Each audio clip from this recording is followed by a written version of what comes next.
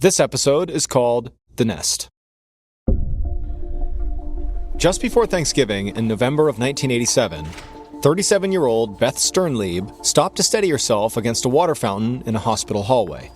A slim, strong woman with a bob of blonde hair, she was due to give birth to her second son very soon. The surges of pain were excruciating and growing stronger.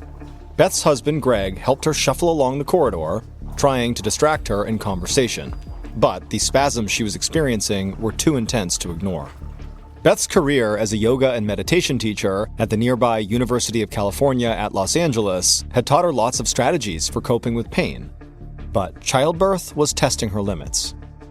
Greg stroked Beth's hand and suggested she picture a perfect day with their whole family at a beautiful beach in Malibu or maybe a scenic hike in the hills. Beth relaxed a little while visualizing each scene until one powerful contraction scrambled her thoughts. It was so strong, she knew it could only mean one thing. Before she even realized what was happening, Beth was being eased into a wheelchair as Greg and a nurse rushed her down the hall. Everything was a blur of fluorescent lights and gleaming hallway floors until they were pushing through swinging doors into a delivery room. Hours later, drenched in sweat and her muscles aching from furious pushing, Beth suddenly heard the most magical sound, her baby crying. When the doctor finally placed the bundled-up tiny pink infant onto her chest, Beth gazed down at his sweet little face and smiled. All the pain and all the effort had been worth it, and now she was just looking forward to getting some rest. But a couple of weeks later, as Beth slumped in a chair in her doctor's office, she somehow felt even worse than right after delivering her baby. After the birth of her first child a few years ago, Beth had experienced typical postpartum aches and pains, but this time was different. Her primary physician, Dr. Shay Mitchell, listened intently as Beth told him what was going on. For a few days now, her head had throbbed with a dull, deep pain, her muscles ached, and her bowels had been churning. Her entire biological system felt under attack from top to bottom. No matter how many naps she took or how healthy a diet she ate, Beth felt wrecked. Dr. Mitchell nodded as Beth described what she'd been going through. Afterwards, he reviewed her medical chart and the vitals his nurse had taken when Beth first arrived. Then he took a seat on a stool facing Beth and told her not to worry too much. Her recovery from the pregnancy was actually proceeding at a healthy rate. However, he said that, this winter had been one of the worst flu seasons in Los Angeles that Dr. Mitchell had ever seen. So more than likely, Beth had just caught a bug that was a bit more stubborn than usual. And so he advised her to rest as much as she could and to drink lots of fluids. This was traditional advice, but hydration and rest would boost her body's strength to fight off whatever infection was causing her symptoms. If she stuck to this regimen for a while, Dr. Mitchell felt sure that Beth would soon be on the mend. Back at home, Beth told her husband that according to Dr. Mitchell, she very likely had the flu. Greg thought that made sense and offered to cover as much extra childcare as necessary to help his wife get back on her feet. Later that day, once the baby was down for a nap, Greg took their toddler out for a walk in the winter sun, while Beth retreated to the bedroom, closed the curtains, and crawled under the covers. When she woke up a couple of hours later to the sound of Greg and their toddler laughing in the front yard, she already felt better. Beth felt confident that her body would find its way back to health. It just needed time.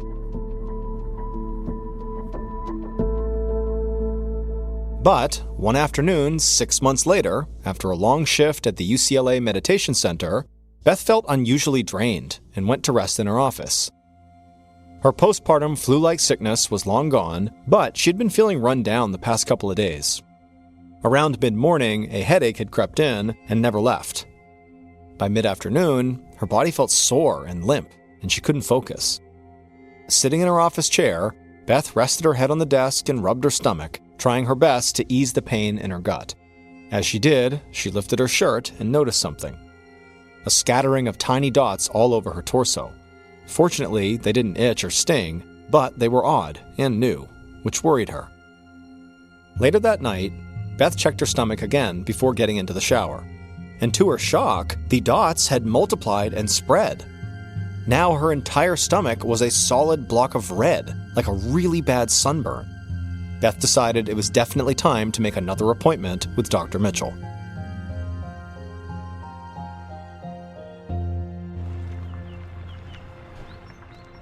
A few days later, on a hot summer morning, Greg took the morning off of work to watch the baby while Beth went to the clinic. She felt woozy and bleached out by the sun as she crossed the parking lot and marched up the front steps into the building. Once inside of Dr. Mitchell's office, Beth raised her shirt to show him the thick red splotch across her stomach, and under the fluorescent lights, they looked even more severe. Dr. Mitchell studied the rash's texture and traced the tendrils to where it had spread the farthest. After a few moments, he stood back and shook his head. He admitted that he wasn't sure what it was, but his guess was some type of hives, which are usually caused by an allergic reaction. Beth didn't have any specific allergies that she knew of, but Dr. Mitchell told her that allergies can start any time in a person's life, for all sorts of reasons. Dr. Mitchell also said it was possible that Beth might have an autoimmune disease like psoriasis, which can cause severe rashes. He explained that autoimmune diseases are basically like the body having an allergic reaction to itself. Dr. Mitchell wrote down the name and number of a colleague who specialized in autoimmune disorders and gave it to Beth. If anybody could find out what was going on with her skin, it would be him. But unfortunately, it wasn't that simple. Early the next week, Beth made an appointment with the doctor, had blood drawn for multiple tests, then waited several days for a response. But when the call finally came, the doctor had disappointing news. All the tests were inconclusive. He told Beth that her results suggested the presence of some sort of autoimmune disorder, but there was not enough data to determine anything more specific. Beth felt frustrated and tired of this runaround with her health, but the red rash on her stomach had faded, along with the rest of her symptoms. So Beth shrugged it off and refocused on her work and family. Her baby and toddler were growing up quickly, and she wanted to savor every day of it.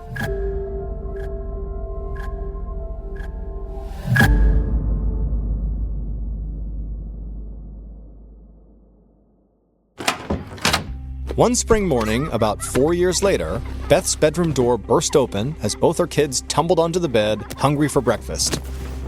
Her oldest was in elementary school, and her youngest was almost in kindergarten. Greg play wrestled with both of them as Beth slipped out of bed and went into the kitchen to start the coffee. But as she did, she noticed her head felt hazy. Last night, Greg had arranged a dinner party to celebrate Beth's return from a work trip, so they had stayed up late drinking wine and socializing. Now she felt like she was paying for it. As the coffee brewed, Beth rubbed her temples and pictured the long, busy workday ahead of her. Her kids seemed to have more energy every day, so juggling motherhood with a full-time job was not getting any easier, and having a slight hangover made it even worse. After feeding the kids breakfast, Beth got dressed and went to the bathroom to freshen up. Standing in front of the mirror, something familiar caught her eye. A rash of tiny red dots across her stomach. Beth's heart sank. The rash and the accompanying sickness came back a few times every year. But it had been about 6 months since the last time, so Beth had hoped that this time it might be gone for good. Later that morning, Beth was in the middle of a meditation class when her stomach lurched. She told her students to continue without her, and then she rushed to the bathroom. That day, all her familiar symptoms returned: the headache, the muscular pains, and the cramps. As she drove home through rush hour traffic after work, Beth felt overwhelmed and defeated. All her life, she had considered herself blessed to be a naturally healthy person. But something had changed after her second pregnancy. She still didn't understand what it was, but it was clear that this sickness, whatever it was, wasn't going away anytime soon. That night after dinner, Beth discussed the situation with Greg. She admitted that she had been feeling spread thin lately. The kids required so much energy, and her work had been tougher this semester. But, even so, Beth was confused how stress alone could be responsible for her recurring symptoms. Feeling generally run down was totally normal for any working parent, but pounding headaches and diarrhea and mysterious rashes were not. While Greg washed the dishes, Beth went to their bedroom to meditate. Sitting in the lotus position on her yoga mat with candles lit, Beth tried to block out stressful thoughts. She focused on breathing evenly, letting her body settle into a sense of calm. But worries kept nagging her, that these symptoms would keep coming back forever, and they would get worse as she got older, and maybe one day she'd be too weak and tired to fight them off. Beth gave up on meditation, opened her eyes, blew out the candles, and climbed into bed. Greg came in later and sat next to her. He suggested that Beth call in sick tomorrow and spend the day looking for new doctors. There had to be some medical professional out there who could figure out what was going on with her. Beth was grateful to have such a supportive partner and agreed to Greg's suggestion. But the next day started a trend that would go on for years. Calling various clinics, talking to all sorts of doctors, taking tests, and waiting for results. Yet nobody was able to determine what was causing her symptoms, so her symptoms just kept on returning. Every 5 or 6 months, the illness would return and knock Beth out for a week and then subside. Gradually, Beth learned to coexist with it. She had no other choice. Then came the summer of 2005. One hot day in late August of that year, Beth crouched in the living room surrounded by boxes, helping her son finish packing for college. It felt joyous and surreal, but also sad. Her youngest was now 18 and leaving the next morning to move into his freshman dorm. Beth had intended to go with him and help him get settled, but she'd woken up with an intense fever a few days ago and still felt too weak to make the drive. Her rash had also returned, this time worse than ever, covering her entire torso and up her neck. But it was the fever that really worried her. It had spiked a few times at 104. Beth tossed and turned through the nights, drenched in sweat. During the days, she felt too sick and exhausted to eat and fought to keep her eyes open. She had not been to work even once this week. Beth did visit her most recent doctor, who ran some tests and discovered that her white blood cell count was high, proving she had an infection of some sort. But, as always, he still had no answers as to what was making her sick. Once the boxes were all packed and taped, her son left to go meet up with some friends, and as soon as the door closed, Beth felt her body shut down. She always tried to put on a brave face in front of her kids, but inside, she was losing it. Beth had been battling this sickness for 18 long years. No matter how much she took care of herself or how proactive she was about seeing doctors, nothing had improved.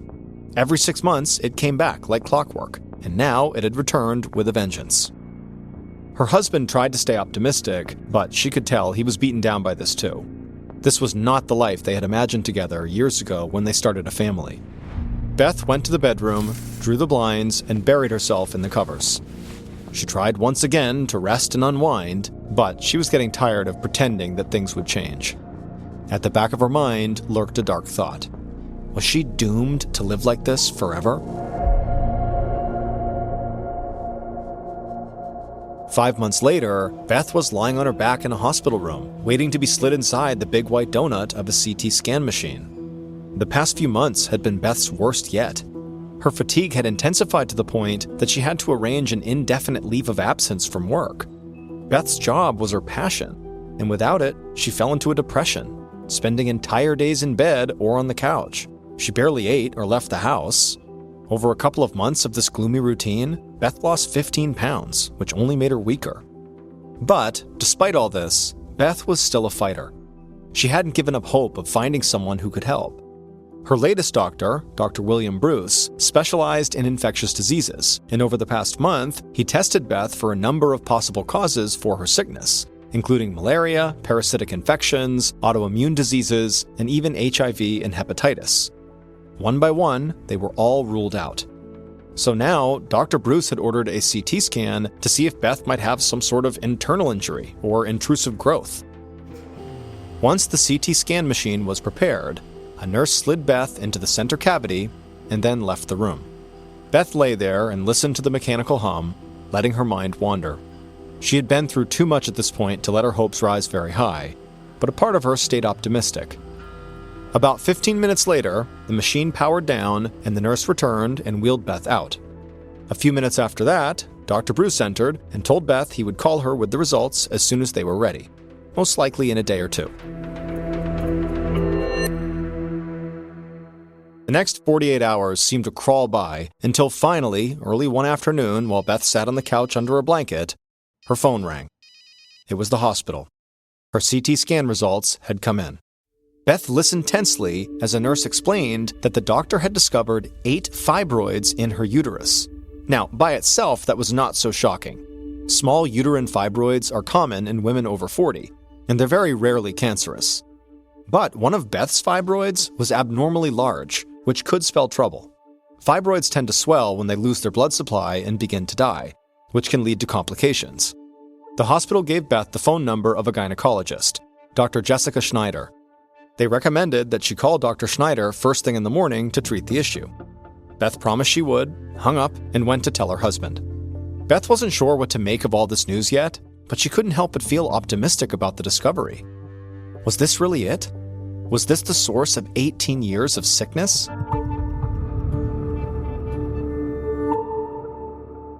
Later that week, Dr. Jessica Schneider sat across from Beth in her office and told her she would need surgery. Beth nodded slowly with a look of resignation, like she'd somehow been expecting this. This was Dr. Schneider's third consultation with Beth. Over the course of their meetings, she had grown fond of her patient. Despite Beth's soft-spoken manner, she was clearly tough and resilient. Even so, this illness had obviously taken a toll. Beth's warm smile looked tired, and her eyes were ringed with dark circles. Dr. Schneider didn't want to add to Beth's struggles, but she knew surgery was a must. Over her years as a gynecologist, she had encountered fibroids many times and knew what to watch out for. When fibroids die, they often get big very quickly, and there was always a chance that any of Beth's fibroids could be cancerous. Dr. Schneider booked Beth's surgery for a couple weeks away in December and warned Beth that it was possible the fibroids were not the cause of all her sickness. If so, the surgery wouldn't change anything, but it was worth a shot. After the surgery, once Beth was stitched up and wheeled out of the operating room, Dr. Schneider scooted her stool in front of a stainless steel surgical tray and looked down upon the largest fibroid she had ever seen in her career. It was about the size of a grapefruit, 4 inches across. Dr. Schneider shook her head in shock as she thought of Beth carrying that enormous thing around inside of her. Poking it with her surgical ruler, Dr. Schneider was surprised by the fibroid's consistency. Normally, fibroids are dense, like little balls of muscle. This one was strangely springy and swollen. Dr. Schneider picked up a scalpel from her surgeon's toolkit and gently pressed the blade into the flesh of the fibroid. As soon as the tip pierced the skin, white pus exploded onto her hand. Slicing deeper, Dr. Schneider could not believe what she was seeing. The fibroid was like a rotten dumpling, filled to the brim with infected liquid. In all her years of study and practice, Dr. Schneider had never seen or heard of a fibroid like this. She quickly placed it in a sterile container and then hurried to have it tested by the lab. Dr. Schneider didn't know for sure, but every medical instinct in her body pointed the same direction. Whatever it was in this giant fibroid had to be the thing that had been making Beth sick.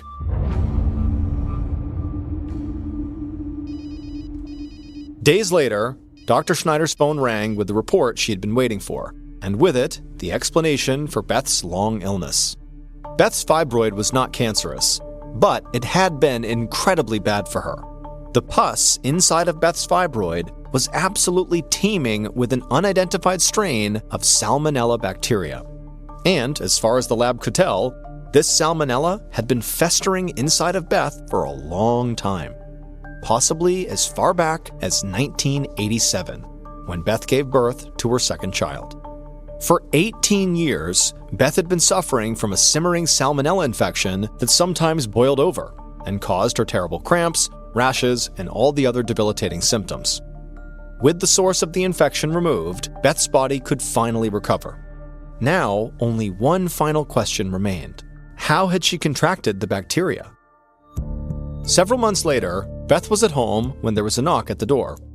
She opened it to find a public health nurse bearing unusual news. The hospital had kept testing the Salmonella from Beth's fibroid, searching for a match, until they finally found one. Hers was not the Salmonella commonly found in contaminated or undercooked food, but instead was a Salmonella strain only found in reptiles. Beth was blown away. Her kids had never once owned a pet reptile, and as far as she knew, there had never been a reptile in their house before. She had no idea how anyone in her family would have even been around one.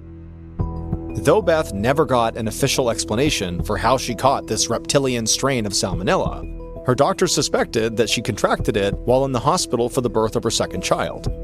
All it would have taken is one employee or patient with a pet turtle or frog or lizard who didn't properly wash their hands to touch something that Beth later touched as well: a doorknob, a railing, a water fountain. After that, the disease took shelter in a uterine fibroid where it would periodically escape into her bloodstream, causing her repeated bouts of illness. After her surgery, Beth never suffered from another episode of her terrible rash or other symptoms ever again. She returned to teaching mindfulness and yoga full-time with a deeper appreciation for health than ever before.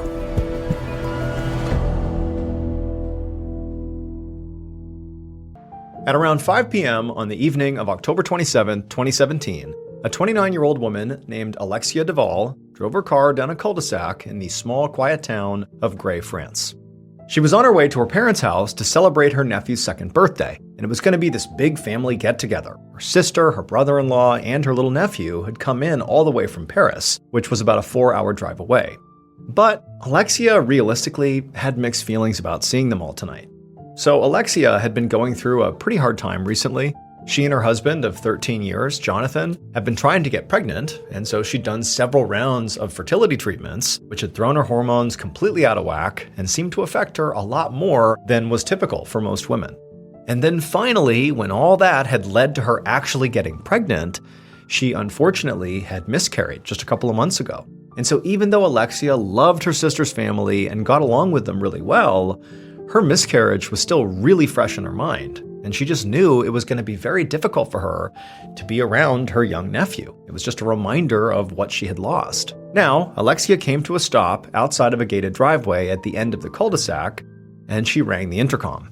And then when the gate opened up, she drove up the driveway toward a nice house with a very well-kept garden. She parked her car in the driveway behind her father's white van, and then got out of her car. She grabbed a wrapped present out of the back seat, along with a couple of desserts that she'd made, carried them up to the house, and rang the doorbell. And a few seconds later, her mother, Isabelle Fouillot, answered the door with a big smile and led her into the dining room where Alexia's father, Jean-Pierre, sat at the table, talking with Alexia's brother-in-law, Gregory, and also her sister, Stephanie. They all stood up and they greeted her, and then as Alexia began to explain that her husband Jonathan was running late and he'd be here later in a separate car because the job he'd been working that day as an electrician had run long, as she was saying all that, Alexia heard the sound of little feet making their way towards her. A moment later, her 2-year-old nephew, James, ran around the corner and threw his arms around Alexia's legs. And surprisingly, to Alexia's relief, she didn't feel sadness. All she felt was happiness. And so she bent down and scooped him up and gave the boy a big hug, and then she also handed him his birthday present. Eventually, the group settled in for dinner, and for a while, all of Alexia's worries just kind of faded away. She was really close with everybody at the table, especially her mother and her sister Stephanie, and being around them always put her in a good mood. Alexia's husband, Jonathan, finally arrived sometime around 8:30, and he, along with the rest of the group, had a wonderful night, eating and drinking and chatting. After dinner was cleaned up, Alexia's father did go to bed, but everybody else stayed up, and they all just continued having this nice time until around 11 p.m., when Alexia said it was really time for her and Jonathan to head home. They both had early mornings ahead of them. Jonathan had some errands to run in the morning, and Alexia was hoping to get a workout in. A few minutes later, on the drive home, Alexia sat in the passenger seat of Jonathan's car.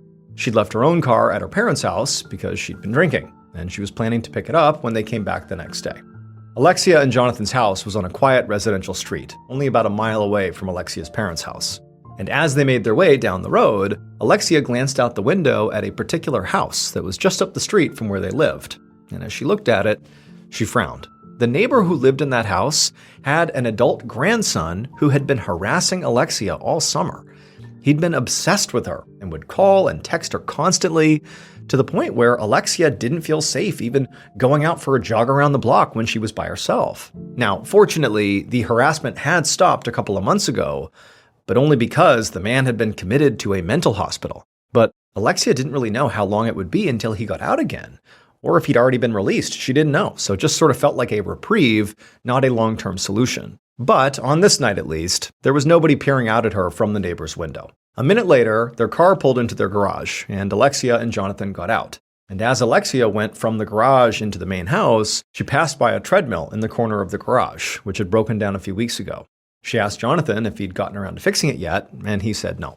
Alexia just sighed. It was supposed to be a very cold and gloomy morning the next day, and so it looked like she was going to have to run outside. The following morning, around 11 a.m., Jonathan walked up to the door of Alexia's parents' house and rang the doorbell. And as he did, he sort of gave a worried look over his shoulder at Alexia's car, which was still parked where they'd left it the night before. Jonathan took a deep breath and tried not to show how anxious he felt as Alexia's mother, Isabel, answered the door. And then, in a very shaky voice, Jonathan said hello and asked her if she'd seen or heard from her daughter recently. And when Isabel said she had not, Jonathan completely lost his composure. He said that morning Alexia had gone out for a jog, but not come back, and now he was starting to get really worried. He explained that he'd tried texting Alexia, but she still hadn't answered, and by this point, she should have been home a long time ago, so something was wrong. A moment later, Jonathan saw Stephanie and Gregory coming out of the guest room with very concerned looks on their faces.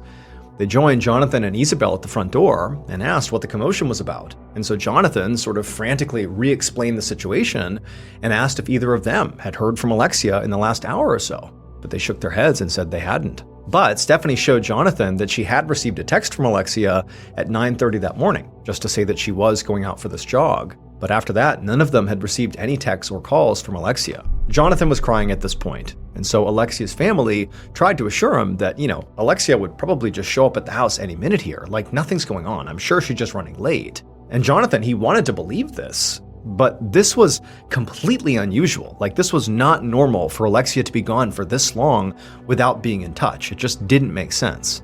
It was at this point that Jonathan's brother-in-law, Gregory, reached out and put his hand on Jonathan in a sort of comforting way and just said, look, if it makes you feel any better, I'll go back with you and we can literally go look for Alexia together, or at least be together until she comes back.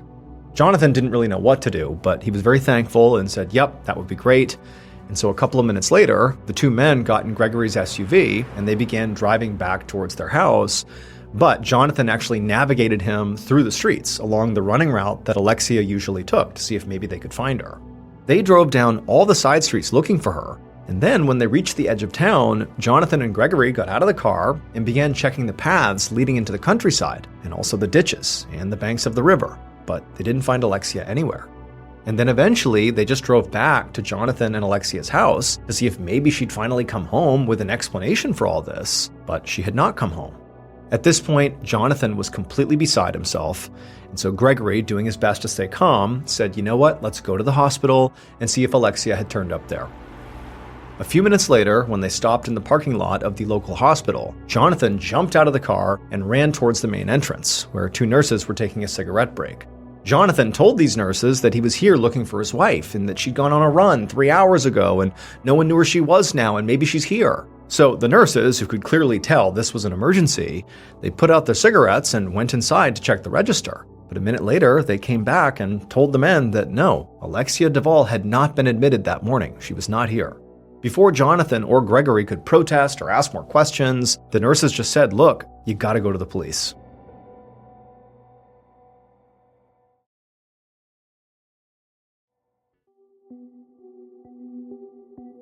Later that afternoon, a police officer named Adeline P.O. sat across from Jonathan in a room at the Gray police station as he explained what had happened with his wife, that she was missing. Jonathan also gave a description of what Alexia had been wearing when she went out running. Bright pink shoes, black leggings, and a red jacket, so pretty easy to spot. And then after describing her and sort of realizing the weight of what he was here for, he just put his head in his hands and continued to weep, as he had been doing much of the morning. Now, P.O. could obviously tell that Jonathan was very upset here, but she had to ask the question that was already forming in her mind. So, as delicately as possible, she asked Jonathan if his wife had any suicidal tendencies, or any reason she might have run off without telling anybody.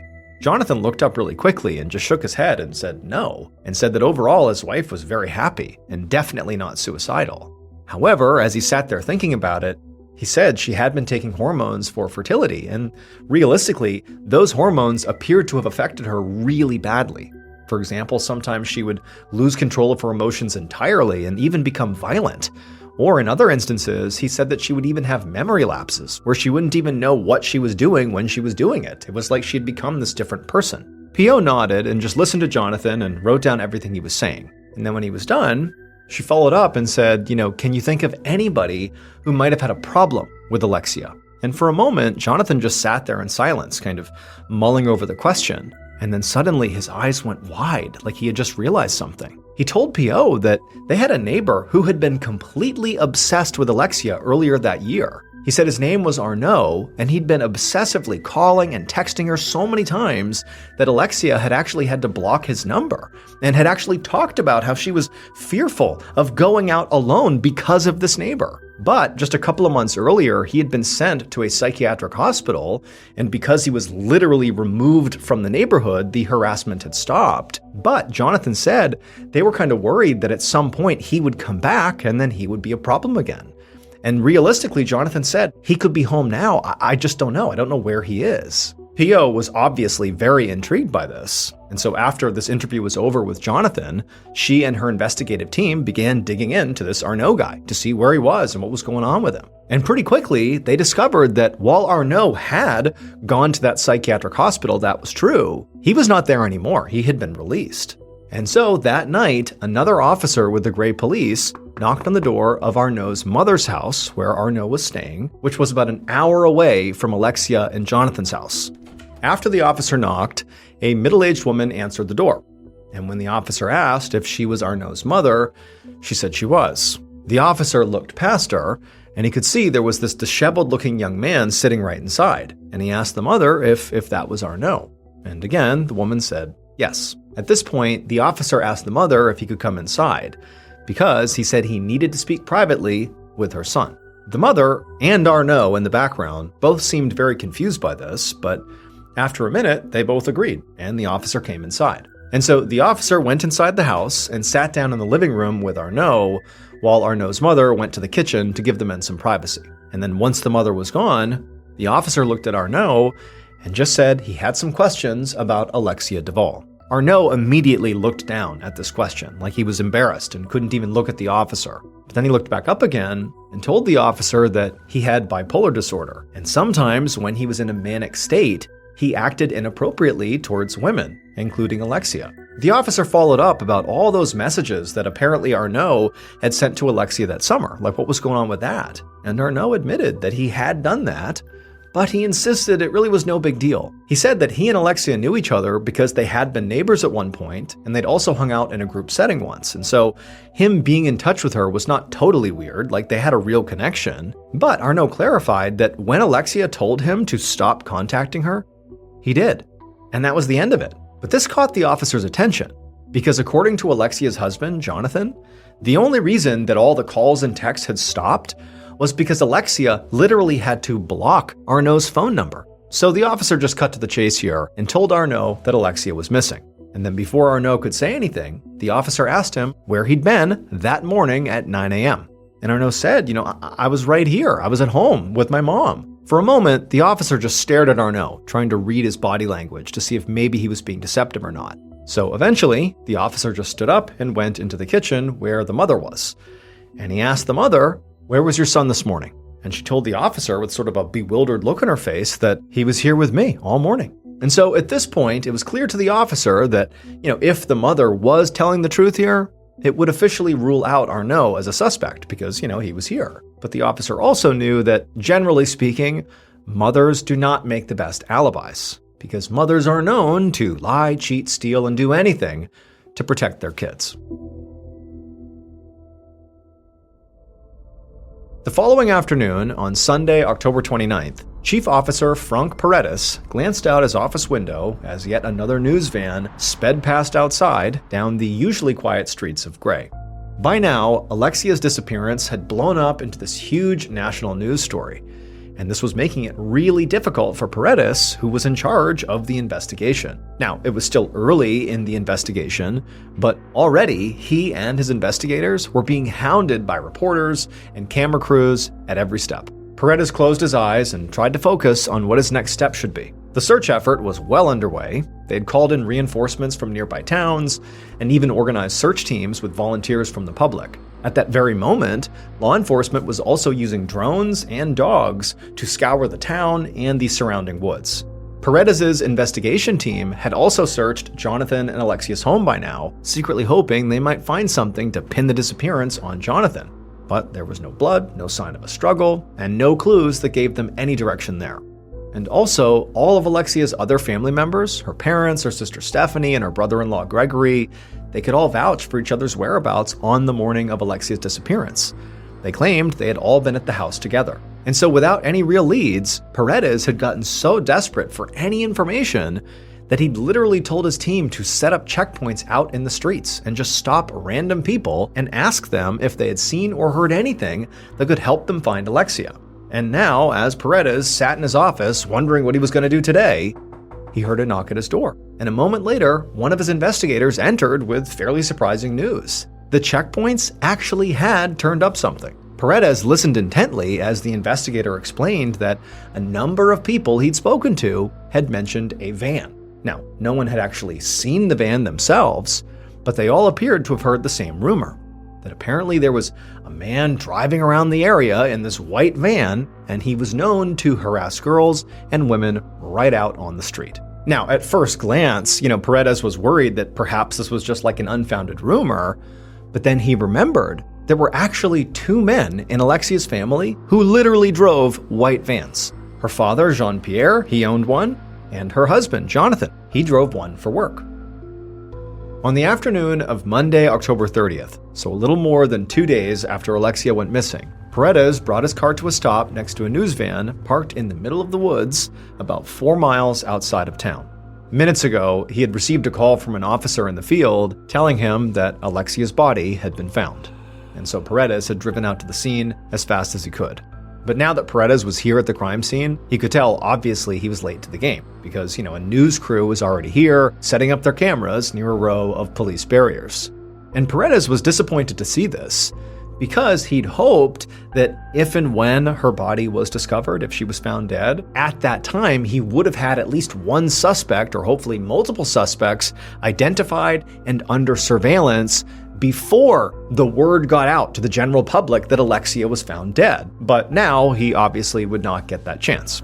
Paredes sighed, climbed out of his car, and flashed his badge to an officer who led him around the barriers and into the crime scene. Paredes approached one of the forensics experts who was taking photos and placing yellow numbered markers around on the ground, and Paredes introduced himself as the lead investigator. The expert then led him over to Alexia's body, which was lying on the ground between two tree trunks covered by a white bedsheet. Her pink running shoes were poking out from under the sheet, and Paredes noticed that her feet and the sheet were both partially burned, as if someone had tried to set them on fire at some point. Once the scene had been fully photographed, Paredes bent down and lifted the sheet to get a better look at Alexia's body. She was lying on her back, and there were bruises all over her face, and there were also marks on her neck that looked like they were from strangulation. And right away, Paredes noticed a couple of things that were unusual. First, Alexia's hands were placed neatly in the pockets of her coat, as though her body had been placed there on the ground with a lot of care. Second, despite the beating that Alexia's face had apparently taken, her glasses were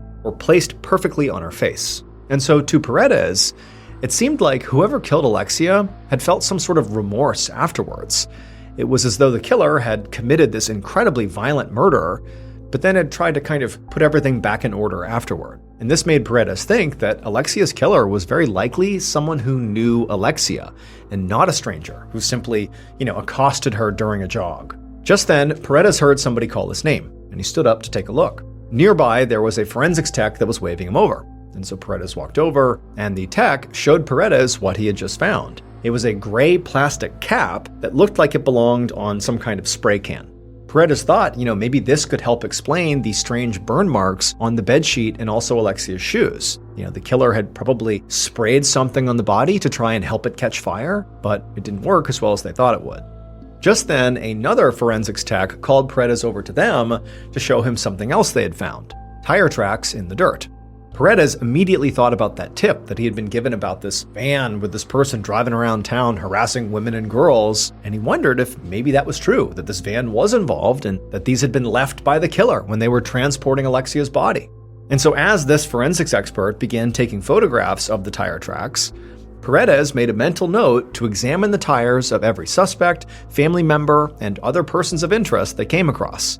just in case one of them was a match. And so Paredes was about to turn his attention back to the body when he noticed one more unusual thing out in the woods. There was this young man who did not appear to be a reporter, just kind of wandering around out there in the trees, almost lurking near the crime scene. And so immediately, Paredes went over to this guy and demanded to know what he was doing here. And at this, the man went completely wide-eyed and just started stuttering like he was totally caught off guard. Eventually, the guy managed to mumble that he was just out here picking mushrooms, but Paredes could tell he was obviously lying. That was not why he was out here. And so, operating on sort of a gut instinct, Paredes pulled out his handcuffs and placed the man under arrest.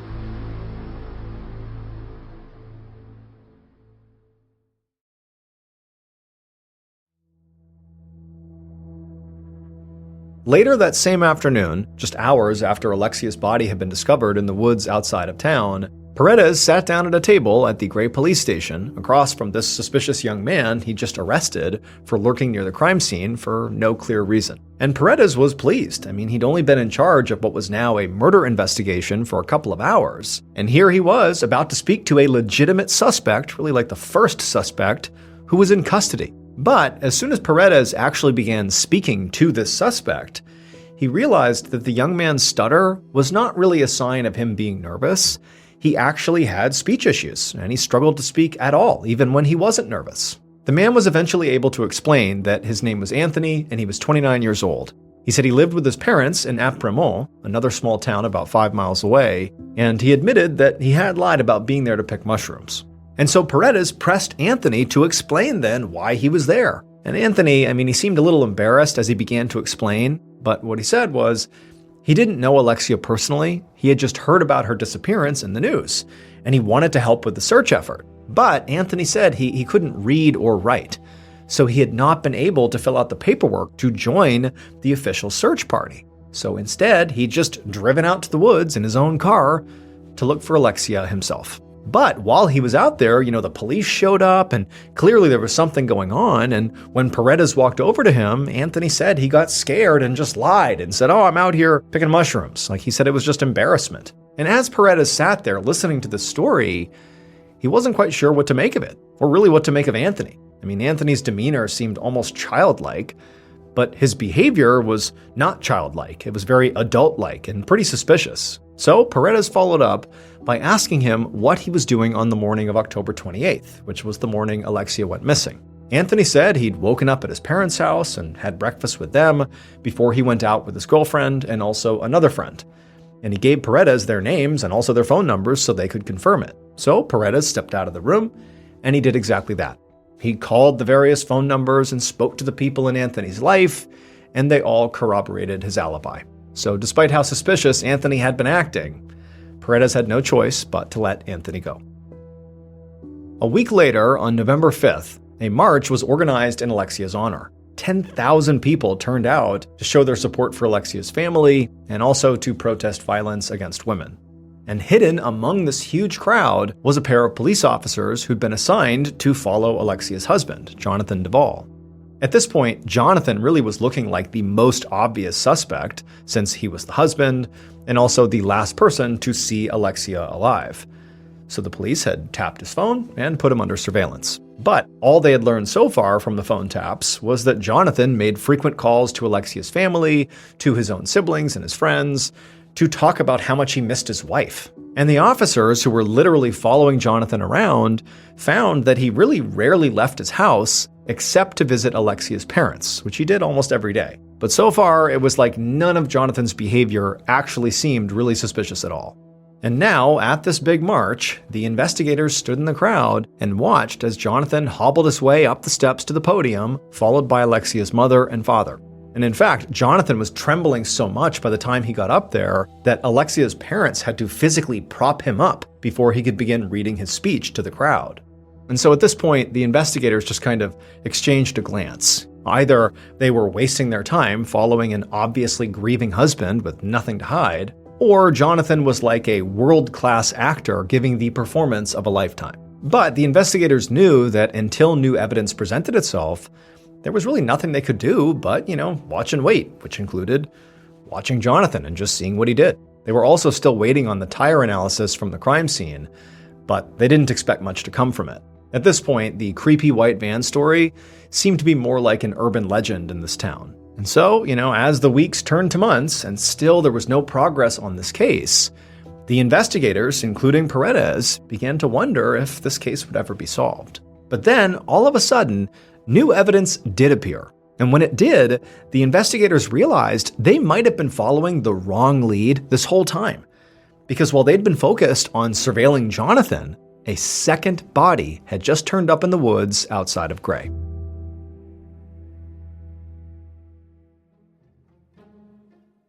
On the evening of Saturday, January 6, 2018, Chief Officer Paredes was at his desk, poring over the evidence that had been flooding in all day.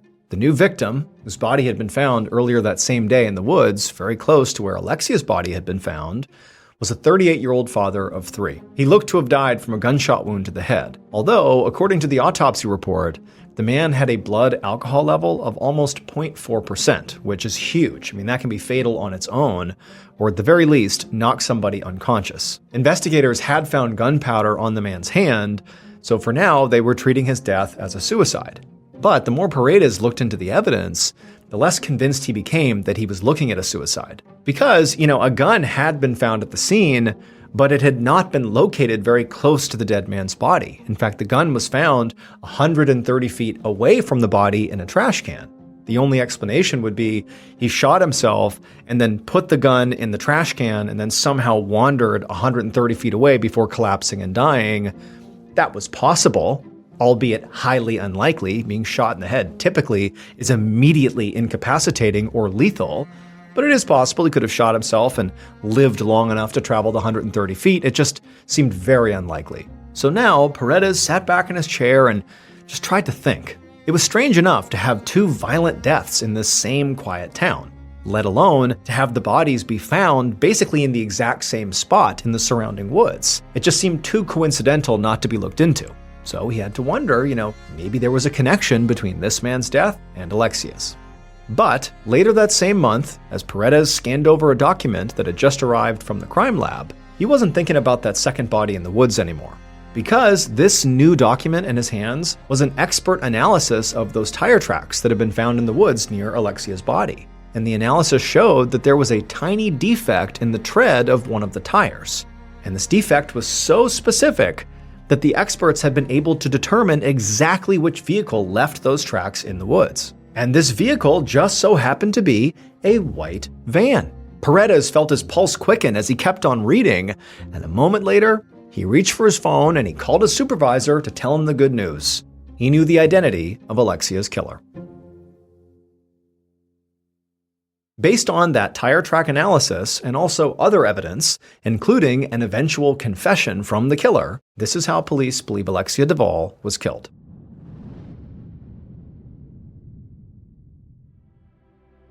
The killer was almost blind with rage. They slammed Alexia's head against a nearby wall and then hit her over and over again. And then they wrapped their hands around her neck and they squeezed for so long they lost track of time. They were just crushing her neck. And then finally, they couldn't feel her pulse under their fingers anymore. Then, looking down at Alexia's motionless body on the ground, they realized the severity of what they had just done. And so the killer, in a panic, crouched down next to her and actually tried to wake her up. But it was too late. She was dead.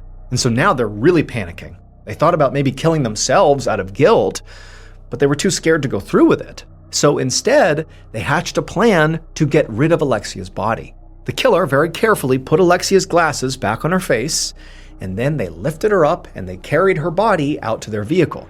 Then they drove out to the woods and dragged her body by the feet to a secluded spot deep in the trees where they hoped nobody would ever find her. They covered Alexia's body in a sheet, and then they sprayed the sheet with this foam that they thought was flammable, hoping that once they lit it on fire, it would help, dispose of the body.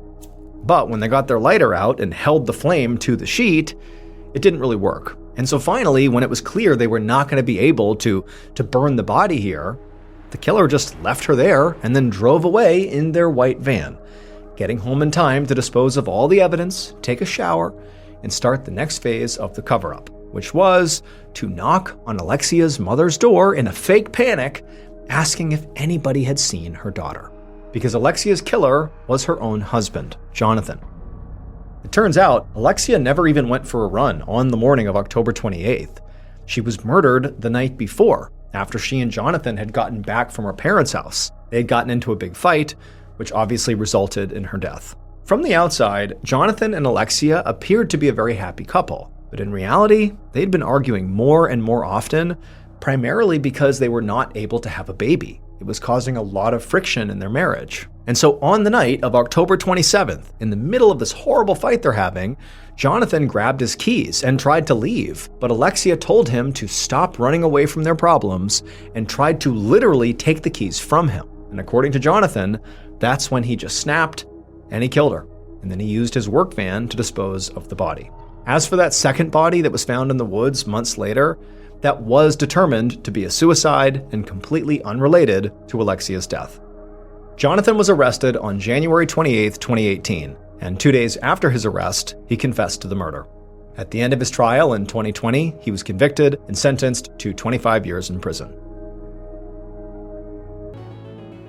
In Nigeria, motorcycle taxi drivers are called Okadas, and in Ibadan, which is one of Nigeria's biggest cities, home to 3.5 million people, there are a lot of Okadas. However, despite their massive numbers, these Ibadan Okadas are actually a fairly tight-knit community made up primarily of young men. And so in early 2014, when 2 of these Okadas went missing, the community immediately found out about it and was really concerned. And when the police did not appear to be doing much to actually go out and find these 2 guys, the community of Okadas decided to launch a search of their own. Basically, as they went about their day, driving around the city, dropping fares off, all of these Okadas would be going down side streets and looking in back alleys and checking all over the city for their missing members. But despite their best efforts, they never could find them. Then, on March 22nd of that year, a third Ibadan Okada vanished. He was a young man named Lanre Sidiku, and unlike the other 2 riders who went missing while they were at home, Lanre went missing while he was working. Lanre was part of a group of Okadas within the city who all kind of met up on the same city street, and that's where they stayed throughout the course of their day, trying to wave down fares as they came up. And so everyone in that meetup point all knew each other, and so they all knew Lanre. And on the day he went missing, they recalled seeing him driving away from this meetup point with 2 passengers on the back of his bike. Now, typically, the rides these Okadas would offer to their passengers were very short. They're only driving them just around the city. And so it was very quickly noticed that Lanre had left and after several hours had still not come back yet. When it was noticed by the other Okadas, they began talking about it and someone said, give him a call, make sure he's okay. And so they called his cell phone and Lanre did not pick up, which was highly unusual, not just for Lanre, but amongst the other Okadas. They always had their phones on because they're looking for new customers and customers could be calling them. And so their cell phone is a vital part of their work. And so his phone is off. They don't really know what to make of that. And then out of nowhere, Lanre actually calls this group of riders. However, he was calling them on his second cell phone. Lanre would keep a work phone and a personal phone. So he was calling them on his personal phone. And so when this other Okada answered the phone and heard Lanre's voice, he put the phone on speaker so the others who were concerned could hear what was going on. And what they heard was Lanre, totally hysterical, screaming into the phone that he needed help. He said that he and 8 other people he was with, who he didn't even know, had been kidnapped, and their kidnappers had brought them to this underground prison cell. They couldn't see anything, but they could hear people walking above them. Lanre also explained that when they had been kidnapped, the captors had taken all of their belongings, but they hadn't recognized that Lanre had this secondary cell phone, which is why he was calling from it. And so in between Lanre's frantic descriptions of what was going on and what had happened to him, these Okadas that received this call, they can hear in the background these other 8 people that are with Lanre in this underground cell screaming out as loud as they can, probably to get the attention of someone, anyone who was above ground who might be able to come down and save them. And so these Okada riders who are getting this call from Lanre, they're horrified and they're trying to calm Lanre down so he can explain where he is so they can go find him. And finally, Lanre, he does compose himself and he gives them really specific directions to this footpath that led into into the Soka forest where he said he had been taken. The Soka forest was a very dense stretch of wilderness right on the outskirts of Ibadan. Lanre would tell them that he had no idea where specifically in the Soka forest he was. However, he said, if you just keep walking on that path, eventually you'll hear us calling out from underground and you can come and save us. And so as the riders turned on their bikes and they got ready to head out and go rescue their friend, they told Lanre to stay on the line. Let us keep talking to you until we find you. But as they're telling him that, his phone abruptly cuts out. And then when they tried calling him back, his phone was off. About 40 Okadas from Lanre's meetup spot took off together and sped down city streets until they hit this major highway that would take them out of the city. And then once they were out of the city, they went down this other road that brought them right towards the Soka forest.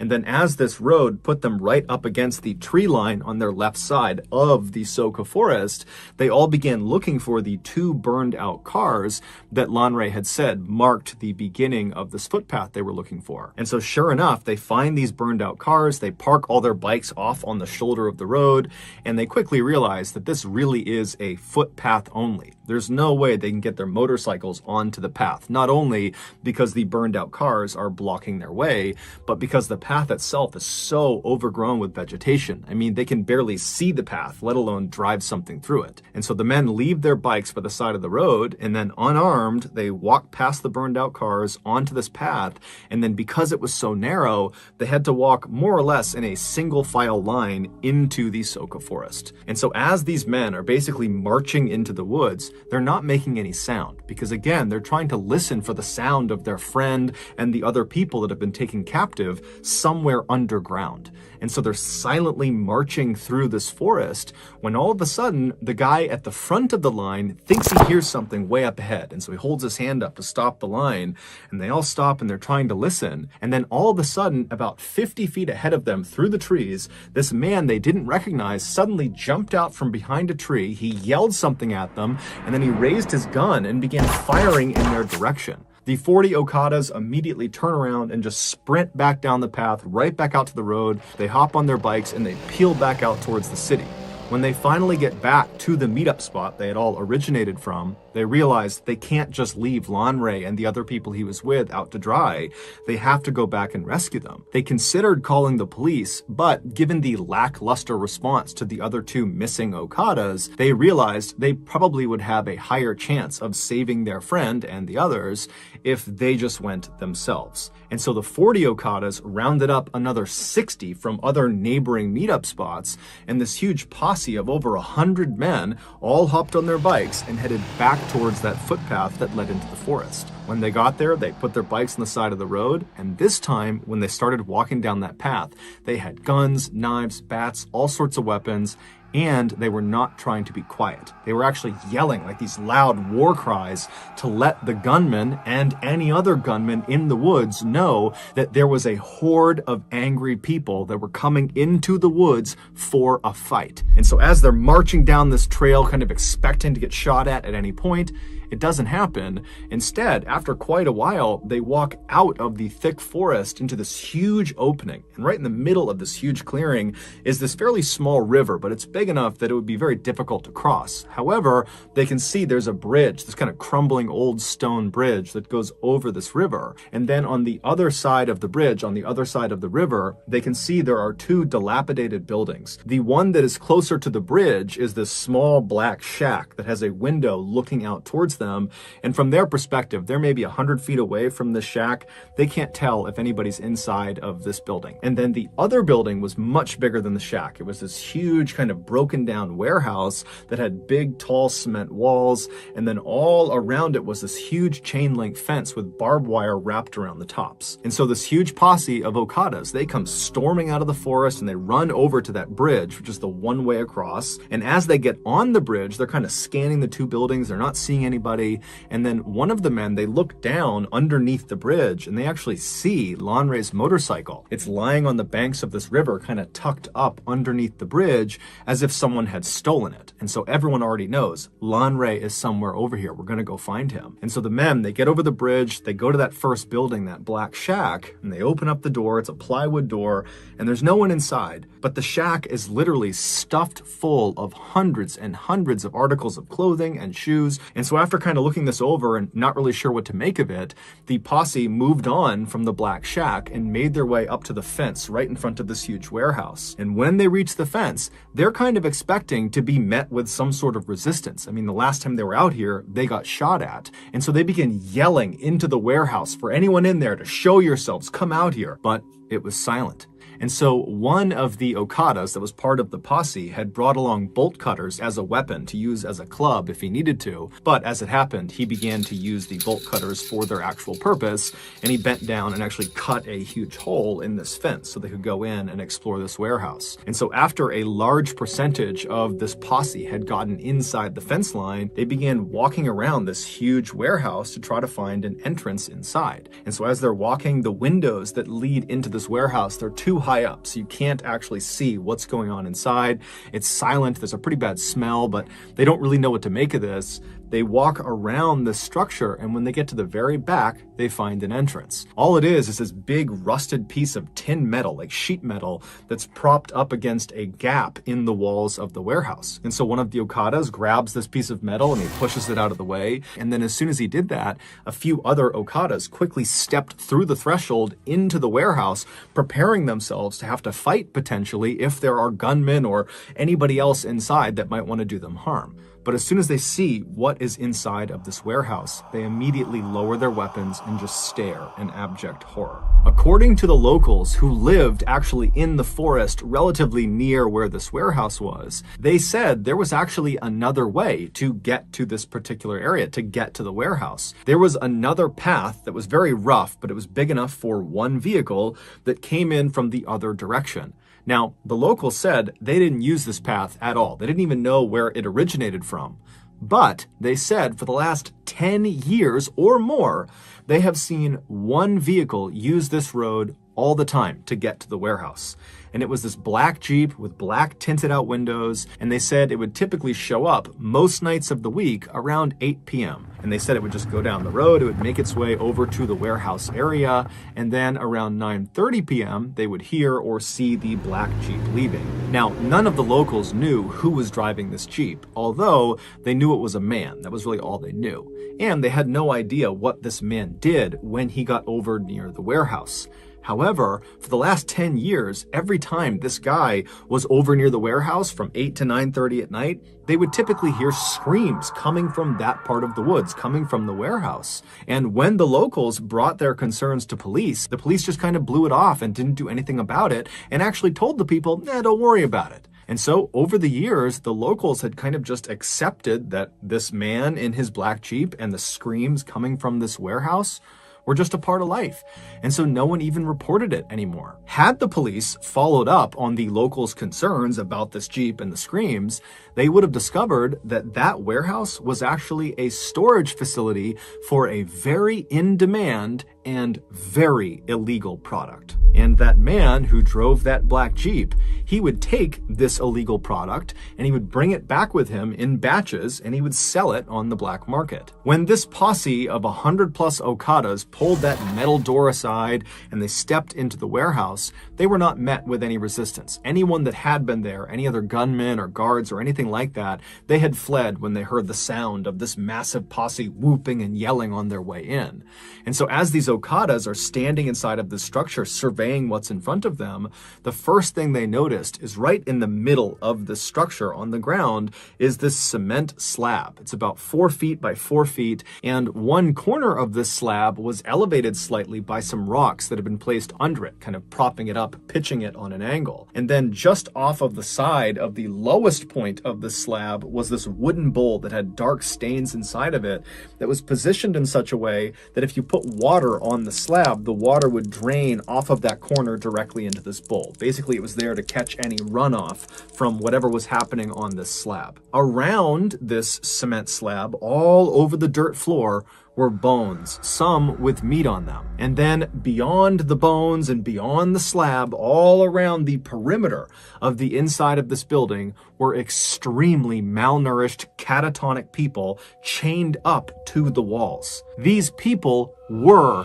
the highly in-demand, highly illegal product. More specifically, their body parts were the product. In Nigeria, a stunning number of people believe that certain magic potions and charms will grant you wealth and success, and in some cases, infinite life. But the catch is, the herbalists who will perform the magical rituals and give these potions and charms to people that pay for them, they often require human body parts for them to work. And so human body part factories, like this warehouse in Soka Forest, were established in order to meet the high demand of people that needed these parts. And so the way it's believed it worked at the Soka Forest warehouse was the man in the black Jeep. He would get orders from people that wanted specific body parts for their magical potions and charms and whatever else they needed, and he would make a list of those parts, and then at 8 p.m. he would show up at the warehouse and he would communicate with the people that worked at that warehouse, and they would determine out of all the captives they had who had the parts they needed. And then after figuring out which captives were going to be used that night, they would go into the main section of the warehouse, and one by one they would unchain these people, they would drag them to the center of the room, and in full view of all the other captives, they would put them on the slab, known as the slaughtering slab, and they would hack off the required body parts, and would bag them up, put them in coolers, and then the man with the black Jeep, he would take those parts and he would leave, and then the person who's just been butchered, if they were still alive and might have a chance of surviving, they'd just be brought back to the wall and chained up again. If they did not have a good chance of survival, then they'd be brought to the very back of the warehouse in the back rooms where they would be discarded. Now, the means of execution varied, but in the back rooms of this warehouse, they found a makeshift guillotine, which cuts off people's heads, and they also found a large crocodile that was chained up. And so it's likely that those were at least two of the methods used to discard of the people they could no longer harvest organs from. After the Okadas kind of broke out of their initial shock of what they were seeing inside of this warehouse, they went around and began freeing people that were still chained up to the walls.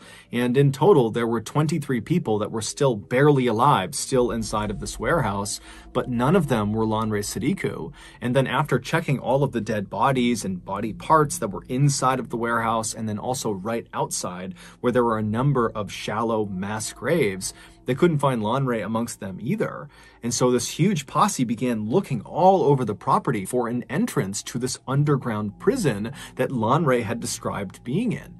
But they couldn't find it, and so eventually this posse made their way back over to the survivors who were being tended to by locals that had come over, and they asked the survivors, are you aware of any underground prison cells somewhere around here where other people were being held? But the survivors either didn't know or just were unable to speak anymore. And so later that day, when the police did come out, because word got out about this huge find out in this forest, the posse went to the police and begged them to please begin digging up this entire property. We need to find the entrance to this underground prison cell. Lanre and 8 others, and who knows how many others beyond them, are trapped underground in these cells, and we gotta get to them.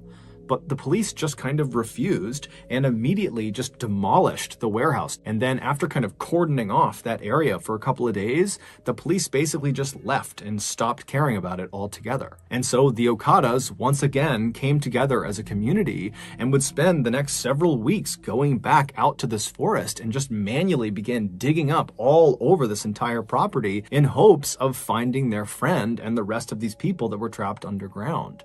But They never did. And so we don't know what happened to Lon Ray and the other people who were trapped in that underground cell. We don't know what happened to the other two Okada riders who went missing right before Lon Ray did, although it's generally assumed they most likely were kidnapped as well and probably met a similar fate. We also have no idea how many people were butchered inside of the Soka Forest warehouse. However, given the massive amount of clothing and shoes inside of that black shack, it's believed the total number of victims is easily in the hundreds. No one has ever been officially held accountable for the atrocities that took place in the Soka Forest. However, a couple of days after the warehouse was discovered by the Okada posse, the posse was back digging, looking for Lon Ray, when they discovered there was this man who was there who was kind of walking around acting suspicious, and so the posse confronted him, and it would turn out this guy had several human tongues in his pockets, along with dozens and dozens of cell phone SIM cards.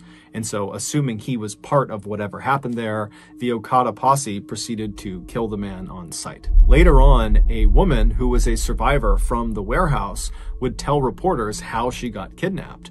She said she lived in Ibadan, she was well educated, she had a good family, she was just sitting outside of her house when all of a sudden this van pulled up in front of her, and these very official looking men were inside of this van, and they got out and they told her, you know, you're under arrest, you gotta come with us to the police station. And the woman was so confused, but the men were very professional and seemed very convincing, and so she got inside the van, they shut the door, and they drove off. And very quickly, once she was inside of the van and couldn't go anywhere, she realized they were not police, she had been kidnapped, and within the hour, she, along with several other people who had probably been kidnapped in the same way, were stripping their clothes off right outside of that black shack on the other side of the river, and they were told to put their clothes and belongings inside of the shack while they were being held at gunpoint, and then once they were naked, they were promptly marched into that warehouse where virtually everyone around her would be butchered and killed. Ever since he was a child, Mark Twitchell had always dreamed of becoming a big-time Hollywood filmmaker. But he knew the odds were stacked against him because he lived in Edmonton, Canada, which was not exactly known for being a movie-making hub. Nonetheless, after high school, he enrolled in an Edmonton art college, and in 2000, he graduated, earning his degree in radio and television art. But after college, despite utilizing his training to make several films, none of them generated any buzz beyond his friends and family, and so it seemed like his filmmaking career was turning into a bit of a dud. However, in 2007, Mark had a bit of an unintentional breakthrough. He had been a longtime Star Wars fanatic, and that year, he decided, purely as a passion project, he was going to write a script for a prequel to the Star Wars franchise. When he finished it and shared the script with some of his colleagues, they were so impressed with his writing, they said, "Mark, you need to produce this into a movie. This is incredible." And so Mark, who was totally amazed at this unbelievable feedback he was getting, decided, you know what the heck, I will produce this movie. And so he began sending his script out to different actors and actresses to see if they might be interested in playing a role. And amazingly, one of the original Star Wars actors, Jeremy Bulloch, who played Boba Fett, he read the script and he was so impressed by it that he agreed to play a role in Mark's film. And so this passion project had quickly turned into Mark's biggest success yet. When the movie was finished, it did well, but it didn't propel Mark into Hollywood stardom.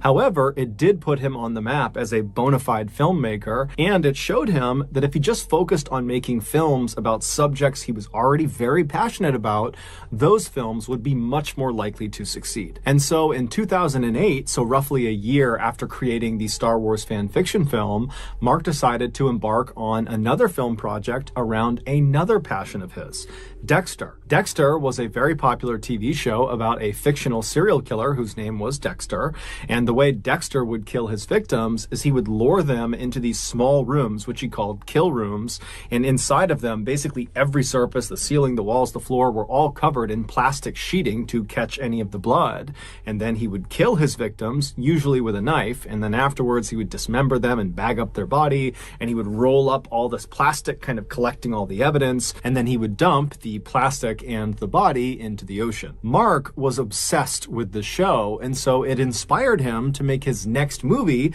be about a killer too. Except instead of it being fiction like Dexter, he wanted his movie to be at least based on real events. And it just so happened, at the time he was thinking about doing this movie, there was this uncaught murderer terrorizing Edmonton, and so Mark decided the Edmonton Killer would be his star. Mark would spend the next several weeks obsessively researching the Edmonton Killer and his victims, and establishing a clear timeline of what had happened with this case, and then after he felt like he had compiled every piece of information he possibly could, he used that research to concoct a 42-page first draft of his script. And as soon as he was done with that first draft, it somehow got leaked. And when it got leaked, the contents of this script were so shocking and so controversial that the script wound up in the hands of the Edmonton police. And when they read the script, they immediately recognized they had a big problem. They reached out to Mark and they told him under no circumstances can you turn this script into a movie, and then the police basically wiped this script off the face of the earth. Today, if you go looking for Mark's script online, you'll basically only find heavily censored versions of it. But recently, I got my hands on an uncensored version of this 42-page script. Now, I'm not going to literally read you this script. However, what I'm going to do is use the script's information to tell you Mark's highly controversial Edmonton Killer story. As you listen, remember this story is based on actual events, and so the victims' names and the information about them is real. Okay, here we go.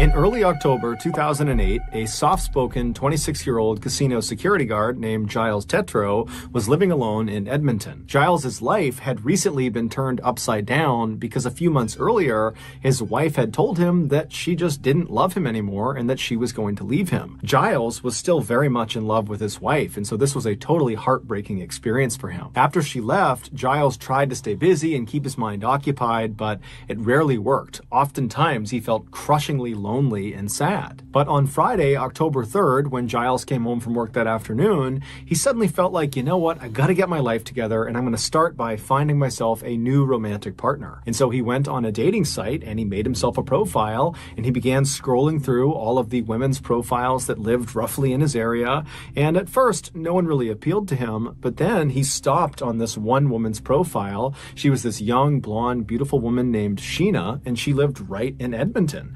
And so Giles thought, what the heck, I'll send her a message. And so he did, just introducing himself and asking to talk further.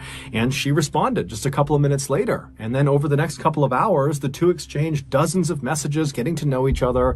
And then finally, Sheena just says to Giles, hey, we live so close together. Why don't we get together tonight and go grab dinner and watch a movie together? And Giles is thrilled and he says, yeah, I'll come pick you up. What's your address? And Sheena would tell him, you know what, I don't feel comfortable sharing my address over this dating website. And so instead, she sent Giles this strange customized set of directions that didn't give the actual address of her house. Instead, it basically gave Giles a set of known landmarks in Edmonton that he could follow until he finally arrived at her residence. And she also told him that when he arrived, instead of just coming up to her house, there would be a detached garage and the door would be open and he would go through the garage, out the door into her backyard, and then he would go up the back steps to the back door of her house and she would meet him there. Now, Giles did think this was a little bit strange, but at the same time, he's thinking, I am basically a complete stranger to her. We just met today on the internet, and so I really can't blame her for taking some extra safety precautions with me. And so he told Sheena he had no issues using her special directions, and then he said he'd be over soon. And so Giles hopped in the shower, he freshened up, he got dressed, he hopped in his truck, and then he began driving to Sheena's house. After about 15 minutes of following these directions, he reached the end of them, and they placed him in this alleyway in a suburban neighborhood. And where he stopped, he looked off to his right, and he saw there was this 2-car garage, and he knew it was Sheena's garage because one of the doors was open like she said it would be, although the door was not open all the way.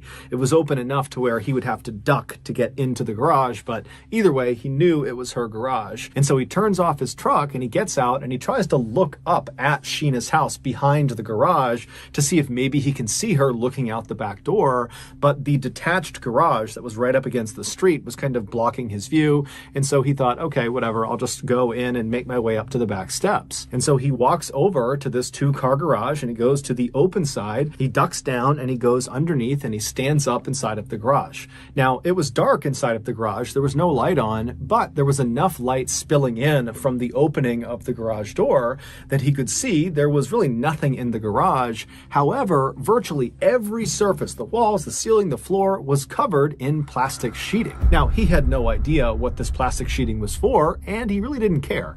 He just kept walking across the garage towards the door that would lead into Sheena's backyard.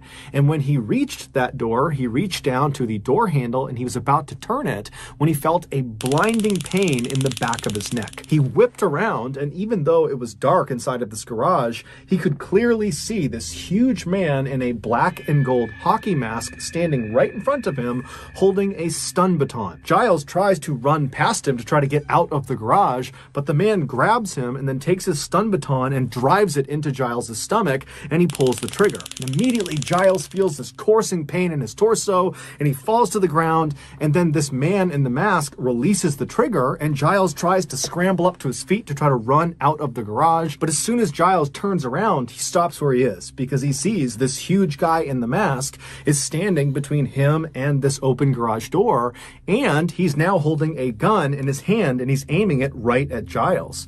And so Giles freezes. He has no idea what's going on, and this man who's got this mask on barks at Giles to get on the ground and put your face on the ground. And so Giles at this point is thinking, I'm going to get killed in here. I have nothing I can do. I'm completely defenseless here. And so he just does what he's told, and he lies down on the plastic sheeting and he's totally terrified. And this man walks over and he puts a piece of duct tape over Giles's eyes. And so as he's laying there blind and terrified, Giles becomes very emotional. He suddenly longs for his ex-wife and for his family and his friends. He wishes he could see them just one more time, and he knows he's not going to. Then, as he's laying there, he's coming to the stark realization that he didn't tell anyone where he was going. And so if this masked maniac does kill him, who's going to find his body? Will his family and friends ever know what happened to him? So as he's laying there thinking of these horrible thoughts, he hears his attacker, who's several feet behind him, start fiddling with what sounds like chains or handcuffs. And Giles thinks to himself, if I get chained up in here, I really am done. And so he has this sudden surge of adrenaline where he thinks to himself, I'm going to get killed in here. I know it. I'm going to get killed. But if I'm going to die, I'm going to die on my terms. And so Giles takes a deep breath and then jumps to his feet, rips the tape off of his eyes. He turns around and he faces his attacker and he says, I'm not going to do this. I'm not going to go out this way. And the attacker is totally surprised, but he just begins to raise his gun at Giles to shoot him. And Giles lunges forward and he grabs the barrel of the gun and he pushes it away from him. And as soon as he does that, Giles realizes something. The gun is made of plastic. It's fake. And so Giles is suddenly so confident, he grabs the arms of his attacker and he tries to kick the guy in the legs, but the attacker is so much bigger and stronger than Giles that he just headbutts Giles. Giles goes flying to the ground and his attacker jumps on top of him and begins punching him and slamming his skull into the ground. But Giles is so high on adrenaline, he can't feel any of the blows. All he's trying to do this whole time as he's getting pummeled is just find a way to stand up and run out of this garage. Just get out, escape. And amazingly, against all odds, he does manage in between blows to wriggle his way out of the attacker's grasp. But as he begins to run towards that opening in the garage door, the attacker grabs him by the jacket. And so Giles twists himself and he actually comes out of the jacket. And then he throws himself onto the ground and he rolls out of the garage. And as soon as he is free, he suddenly can't stand up. The stun baton, he didn't feel it before, but it had sapped all of his strength. But the adrenaline had kind of overridden that feeling. But here he is outside and he suddenly can't stand up. And so he's trying to stand up, and then the attacker, who's still inside, dives down, reaches out from underneath the garage and grabs Giles by the ankle and begins trying to pull him back into the garage. And so Giles is kicking and screaming and punching, and he finally breaks free. And then he has another surge of adrenaline and he stands up and just begins running down the alleyway. doesn't even go to his car. He just starts running towards, hopefully, civilization. And he makes it a couple of houses before he collapses to the ground in this very busy walking trail. And so he's landed right in this intersection where he's hoping someone's going to be. He turns back and looks down the alleyway, and he sees his attacker, who's now on the road. He's got the mask still on his face, and he's charging up the road. Giles can't even get up. He's so tired, but Giles looks to his side and he sees there's this random couple walking down the walking path. They see Giles on the ground who's calling out for help, and they run over to him and they get right in front of Giles, and Giles immediately points at the attacker coming down the alleyway and says, "He's trying to kill me." And the attacker amazingly just jogs right up to Giles, right up to the couple. He does not take his mask off, and he acts like he's friends with Giles and says, "Oh, come on, Frank, you're making a big deal out of it. It's a game. Come back to the garage. I'll meet you there." And then the attacker just turns around and walks back down the alleyway back towards his garage. And so Giles turns and looks up at the couple, who are totally freaked out by this whole situation. They don't know if this is some weird setup that they're going to get robbed or something. They don't know if this is a hoax. And so they say, "Hey, you're on your own, pal." And they turn and they leave. And so Giles is left in the middle of this intersection. The only people that could have helped him are now gone. And so he rolls over and just looks down the alleyway in the direction of the garage. And he can actually see his attacker pacing back and forth inside of the garage because that door is partially open. And so Giles doesn't know what to do. He has to get to his truck to get out of here. And so he just sits there for a couple of seconds, just watching the attacker, making sure he's staying inside of the garage. And then finally, he just took a deep breath. He pulled himself up and he stumbled down the alleyway. He got in his truck, fired it up, and he peeled out of there. When Giles got home, he was obviously traumatized from this horrible thing that had just happened to him, but he also felt embarrassed and kind of ashamed that he had clearly just gotten catfished by the psycho in the garage. Obviously, Sheena, the woman he supposedly was talking to, was not real. It was that guy in the garage that had attacked him, but he didn't really understand why it had happened. He had no idea why anyone would target him, and so the whole situation was just such a mess. He decided, you know what, I'm not going to tell anyone. He didn't report it to the police. He didn't tell his friends. He didn't tell his family. He just decided he was going to move on and forget about it. A week later, on October 8th, another Edmonton man, 38-year-old Johnny Altinger, was perusing the dating website that Giles had been using. Johnny made a living doing quality control for an oil and gas company, but he hated that job.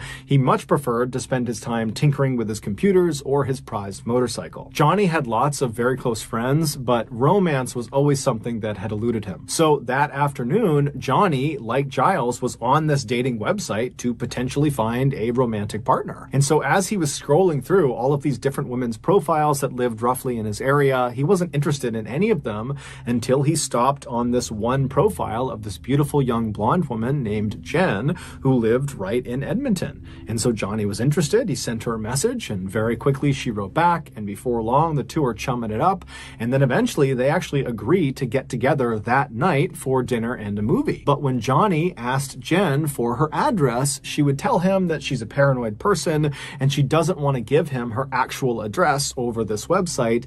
And so instead, she gave him a set of very strange directions that relied on local landmarks in Edmonton to guide him into her residence. And she would tell Johnny, when you get here, go through the garage, the door will be open, go out the back door, go into the backyard, make your way up to the back of the house, and I will meet you at the back door. And so Johnny definitely thought these directions were very strange, but he was really eager to meet up with Jen, and so he really didn't care. And so he told Jen it was no big deal, he'd happily follow her directions, and then he hopped in the shower and he got himself together, and then before he left to go to Jen's house, he forwarded Jen's email that included her very strange directions. He sent those directions to one of his very close friends, and he kind of jokingly included a message that was like, hey, if I go missing tonight, this is where I'm going. And then Johnny hopped in his car and he left. The directions brought Johnny to the same garage in the same alleyway that Giles had been to a week earlier. And when Johnny came to a stop in front of Jen's two-car garage with one of the doors partially open, he saw there were lights still on inside of the garage, and he saw someone walking around inside. And so Johnny looked at his watch and he realized he was maybe 15 or 20 minutes too early, and so he parks his car and he's thinking, okay, you know, Jen might be inside of this garage and I'm early, but maybe I'll just walk over and say hi to her. I'm sure she wouldn't mind. And so Johnny turns off his car, he gets out, and he starts walking over to this half-open garage door, and as he gets closer and closer, the lights in the garage go off. And so Johnny stops and he's thinking, why are the lights off? Did she hear me? Does she not want me to come in? What's going on? But he's thinking, okay, well, I should definitely go over and say something. And so he walks over to this open garage door and he bends down and he looks inside and it's totally dark. And he just says, hello? And there's a pause, and then the lights come on, and Johnny suddenly sees this garage that's basically devoid of anything, minus a table off to the side, and every surface is covered in plastic sheeting. The floors, the walls, the ceiling, everything. And in the back of the garage is not Jen. Instead, it's this man he doesn't recognize. And so Johnny's looking at this man, and this man is looking over at Johnny, and finally the man speaks and says, hi, I'm Harry. I'm a designer. I rent this garage out from Jen. And I just talked to Jen, and you're meeting up with her tonight, right? You're meeting up with Jen? Yeah. She's running late. So I think she'll be back in about maybe 20 minutes. So can you come back in 20 minutes, come right back here, come to the garage, and I'll bring you up to the house because I know you're meeting her up at the house. So 20 minutes. And so Johnny doesn't really know what to make of this. He figures, okay, I don't really know what Jen's arrangement is with this designer in this plastic covered garage, but whatever. And so Johnny says, okay, no problem. I'll come back in 20 minutes. And so Johnny turns around and he walks back to his car and he leaves and drives around for about 20 minutes. And then he comes back to the garage. And as soon as he parks, he notices right away the light in the garage is now off. So presumably Harry has actually left. And so he will not be available to walk Johnny up to the house to meet Jen.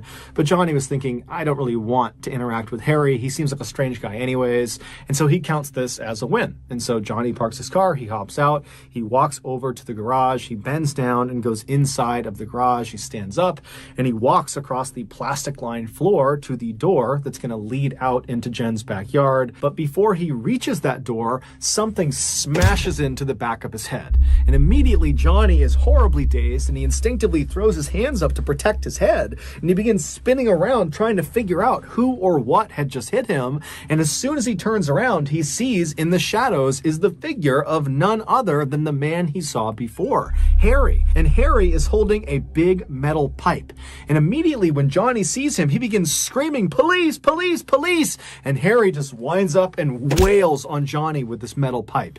And Johnny's trying to turn around and get away from Harry, but Harry just keeps moving around him and beating him with this pipe until finally Johnny collapses on the ground, but he's not unconscious. And so Johnny is kind of shielding his head and he's looking up at Harry, who's now just standing over him. He's ceased his initial barrage. And Johnny begins pleading with Harry, I'll give you money. I'll give you anything. Just please let me go. And so Harry smiles and he says, you promise you won't tell anyone if I let you go? But before Johnny could answer this, Harry winds up with his pipe and he brings it crashing down on Johnny's face. But amazingly, this does not knock Johnny unconscious. Instead, Johnny grabs the pipe after it hits him in the head and he holds onto it to prevent Harry from hitting him again. And so at this point, Harry is frustrated that Johnny is still putting up this huge fight. And so with one hand holding onto this pipe that Johnny has the other end of, Harry reaches down with his other hand and he unsheaths a hunting knife. And he holds the blade right in front of Johnny's face. And as soon as Johnny sees this knife, his eyes go wide and he lets go of the pipe and he begins to plead for his life. But Harry just smiles and continues to show him the blade. And then at some point he grabs Johnny's shoulder, he pulls the knife back and he plunges it into Johnny's stomach. Johnny howls out in pain and he curls over and he begins screaming for the police, screaming for someone to help him. And then finally Harry pulls the knife out of his stomach and then plunges it into the side of Johnny's neck. And then Harry lets go of the knife and he stands up and he just watches Johnny as he bleeds out onto the plastic lining. As Harry watched Johnny die, he had this pang of regret. He thought to himself, why didn't I play more mind games with him before I killed him? I'll do that with the next one. After Johnny died, Harry would dismember and bag up Johnny's body, and then he would roll up all of the plastic from the walls and the ceiling. He'd gather that all up, and then a couple of days later, he would dump both Johnny's body parts and all of the plastic containing all of the evidence down a nearby sewer drain. At this point in the story, Mark's script just kind of comes to an abrupt end. We don't know what Harry did after getting rid of Johnny's body and the evidence because Mark just didn't write it. It was like he didn't finish the script. And there's a reason for that, and it's the same reason the police stepped in and stopped Mark from making this script into a movie. At the time they read his script, the police had already figured out who owned the garage where Giles and Johnny were attacked. Johnny's friend, the one who Johnny had forwarded Jen's email that had those strange directions, well, that friend gave those directions to the police once Johnny had been reported missing. And so the police followed these strange directions to this garage, and they discovered it was not owned by some young, beautiful blonde named Jen or Sheena. It was not owned by some designer named Harry. It was owned by a young, up-and-coming filmmaker named Mark Twitchell. But to this point, Mark had been extremely cooperative with police and allowed them to search it, and they found nothing. And he explained to them he was not remotely the only person with access to this garage, not by a long shot. But when police searched Mark's laptop, they found a hidden document, and this document was his 42-page script. And when they read it, they saw there was a huge issue. Giles, the first victim of the Edmonton killer, had eventually gotten over his embarrassment and shame, and he went to the Edmonton police and he told them in detail what happened to him inside of that garage. But Giles was so scared he had not told anybody else what had happened. The only people who knew were himself and the Edmonton police. Yet somehow, in Mark's script, the account of what happened to Giles was exactly correct. Every little detail of what happened to Giles was encompassed inside of this script. And the reason Mark had this information is because Mark was in the garage when Giles got attacked. Because Mark was the Edmonton killer. Mark had been so desperate to make his killer in his new movie as good as Dexter in the TV show that Mark decided he needed to literally become Dexter in real life. He needed to know exactly what it felt like to lure an unsuspecting victim into a kill room and murder them so that he'd be able to more accurately write about it in his script. He believed this would put his movie over the top. It would be the most authentic killer movie ever, and it would be his ticket to Hollywood. And so after Mark used a fake dating profile to trap and then attack Giles, after that experience, he wrote about it, and that became his script. And then when he did the same thing to Johnny and then actually successfully killed and disposed of him, he sat down and wrote about that experience too and tacked it onto the end of the Giles attack. He was literally living his movie and writing the script in real time. The title that Mark gave his script was SK Confessions, which stood for Serial Killer Confessions. And that's exactly what the script was. It was a real confession. And based on the way his script just kind of abruptly ends without any sort of conclusion, it seems fairly obvious that Mark was planning to kill more people and then incorporate those experiences into this script. Ultimately, though, the script that was found by police was used to convict Mark of murder, and he is currently serving life in prison. So that's In July of 2017, Jerome Kennedy was laying in bed next to his wife, and his 10-month-old daughter was sleeping in her crib in the corner of their bedroom. And as he's laying there, he starts to hear what sounds like scuffling sounds above his ceiling. Now, above his ceiling was an attic. It was more like a crawl space because it was incredibly tight, and Jerome and his family didn't keep anything up there. They didn't spend any time up there, in fact. And so Jerome's laying here thinking, man, did an animal get up there? I mean, this is a pretty old apartment building. It's certainly possible that a squirrel or something could have crawled inside the attic, and that's what's making the sound. But eventually that night, the sound stopped and Jerome went to sleep. The next day, Jerome went up into the crawl space and there was nothing up there. But it's a pretty big space, and again, it's pretty difficult to maneuver around. So he thought, it is still possible that there could be an animal up here, but there wasn't any immediately obvious signs, and so he went back down and just hoped it would stop. A couple days go by and he hasn't heard anything in the attic, and then one night he wakes up to the sounds in the attic. And when he opens his eyes, there's a vent that sits at the top of the wall right in front of him that's actually over his daughter's crib, and he could have sworn he saw what looked like a flashlight coming from the attic. Immediately, he gets up and walks over and pulls the vent cover out, and he's looking into the attic, but it's not a good view. It's a curved vent, so at best, you're getting a little sliver of a view into the crawl space, and he didn't see any more light, and he didn't hear anything else, and so once again, he kind of chalks it up, puts the vent cover back in place, gets back in bed and falls asleep. The next morning, he tells his wife about the light he saw in the vent. And now they had already spoken about the strange sounds coming from the attic, and she knew that perhaps there was some animal up there, but the light definitely caught her off guard. But then she remembered that next door, they were doing a whole bunch of renovations on the apartment, and perhaps the partition, there was a break in it, and they could be doing some late night work, and light could have leaked through the break in their partition wall in the attic, and maybe that was causing the flash of light. So Jerome knocks on his neighbor's door and he says, hey, I saw a weird light in my attic, and I'm trying to see if there's a break in our partition wall that perhaps if you guys were working late last night, light could have poured through onto our side.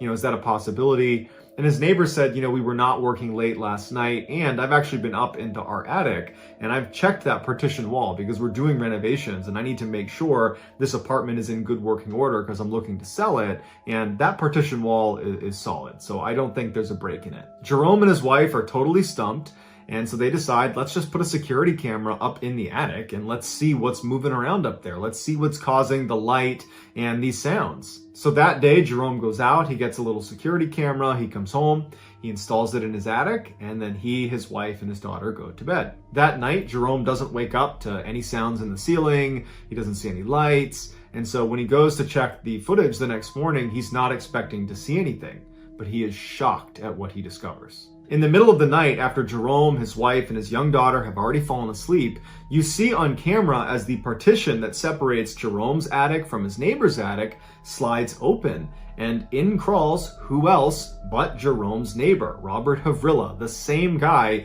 he was speaking to the day earlier about, hey, have you heard anything in the attic? Well, turned out it was his neighbor. So he comes in, he's carrying a drill and a plank of wood, and he crawls very quietly over Jerome's side of the apartment, and then he pulls aside some insulation that clearly he had already detached before because it slid out of the way very easily. He lays the plank down over some beams, and he gets himself positioned over it, and then he uses his drill to drill a hole right into Jerome's ceiling, and it would happen to be directly above his daughter's crib. He'd put the drill back, and then he'd lay there on the plank of wood and stare through the hole at Jerome's daughter for 30 minutes without flinching. After he was satisfied, he got up, pulled the plank out of the way, he slid the insulation back in place, he grabbed his grill and the plank of wood, and he crawled his way back into his side and shut the false door. Jerome calls police, who come over and they look at the footage and they immediately arrest his neighbor. But then when they go up into the attic to look for themselves, they find there's all these different drill holes that have been carefully covered over because their neighbor had been doing this for some time and had developed a sort of awful routine where he would come in and spy on the family, specifically their infant daughter. Jerome's neighbor was found guilty of criminal trespassing and was given 5 years of probation and had to pay Jerome's family $2,245. Here is the very creepy security footage of Jerome's neighbor.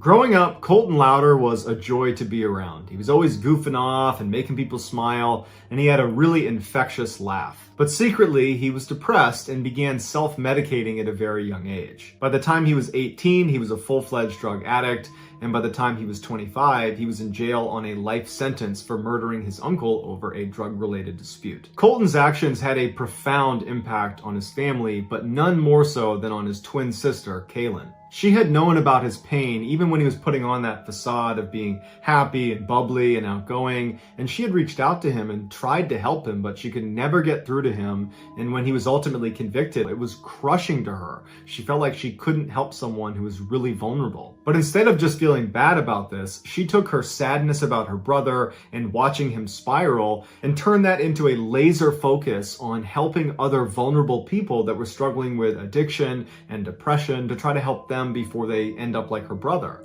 And eventually she would get her degree in social work from Utah State. But despite Kaylin's best intentions to want to help as many people as she could, she found it very difficult to find work in her field, and it wasn't uncommon for her to have fairly long stretches of unemployment. And it was during one of those long stretches in 2014 that Kaylin's life rapidly fell apart, and it left everybody who knew her thinking, what just happened? On September 26, 2014, a little after 9 p.m., Kaylin calls 911. She reported that there was this huge, brutal fight taking place in her condo's clubhouse. Basically, it was like a restaurant where you could rent it out in the first floor of this condo complex. And she said it was getting out of hand and police needed to come over here and stop it before someone got hurt. The police asked her if weapons were involved. Were people using weapons in this fight? And Kaylin says yes. Guns. But when police rush to the scene, bracing for the worst, they discover that it's just a docile wedding reception happening inside of this clubhouse,